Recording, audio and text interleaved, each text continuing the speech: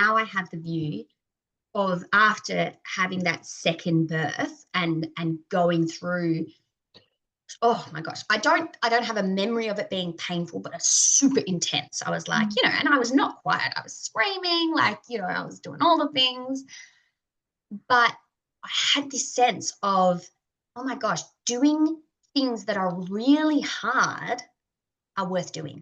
Nothing about that second birth was suffering. I was not suffering. I was supported and I was loved and I was held. And was it hard? Yeah. But I had learned to sit with the intensity. And that was Rhea's big lesson.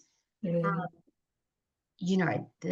if you can sit in the fire, I mean, it's also something that's come into my parenting paradigm of, if you can sit with your kids' fire and their emotions, it passes. It's not beyond, or you don't need to take all the things away and give them a smooth ride. Like, life is bumpy, and that's okay. And, birth is one of these huge moments, and hard things are worth doing. One thing I took away from my birth, though, is like both of them were probably the hardest physical thing I've ever done in my life. And I have used that experience, or the fact that I was able to do that, multiple times since. Like every time I'm faced with something challenging, physically challenging, and I'm starting to go, oh, I don't know how to do this. Like last year, me and my partner went to, there's all these caves in a place called Waitomo in the Waikato in the central North Island, all these really beautiful caves like glowworms. And we did this Lost World tour where you like abseil down this 100-meter drop and then you go through this caving system. But anyway, to get out, you have to climb up this like 30-meter ladder, steel ladder up the side of a cave on your own in the dark. And I'm like going up this ladder and I'm like, fine. And then I'm like, oh, this is quite hard. And I'm like, oh, I'm quite tired now. And oh, I'm very high up and oh, it's very dark. And, starting to sort of freak out and feel like I'm too weak. I can't do it. And it's in those moments I'm like, I've had 2 babies. Like, I'm a mother. I can do this. This is nothing. And then I'm like, yeah, that's right. And it kind of it gets me through those moments. So I am really glad that I had that I was able to get the births that I wanted as much as, as close as I could to what I wanted, because yeah, it did give me the sense of achievement and strength. And it's something that I can draw upon in my life in totally different contexts. I think, that preparation of empowerment isn't just for the birth. It's a long life skill to have in parenting and in just your everyday life, and the way you show up to the world for every little thing, to just feel more empowered and more confident in your voice.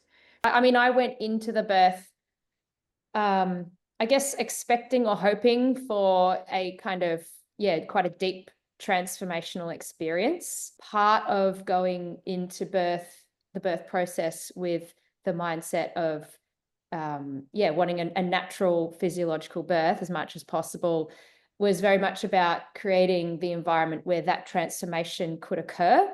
So for me, I wanted that experience. I pursued that experience, and that absolutely happened. It was like, being in contact with the divine, or something, with something bigger than all of us. I don't know what to call it, but I'll call it the divine, like that sort of force that sort of, holds this whole place together. And so then, having had that incredibly deep, profound experience, and then the experience, oh, I'm going to cry because it's just so big and beautiful, of catching my baby and then being able to hold him at the end of all of that was just so, that's it. That's what you're aiming for. That's what it's all about. And what that set in motion for us and for who I became in that moment was exactly what Rhea describes in her book, exactly what I kind of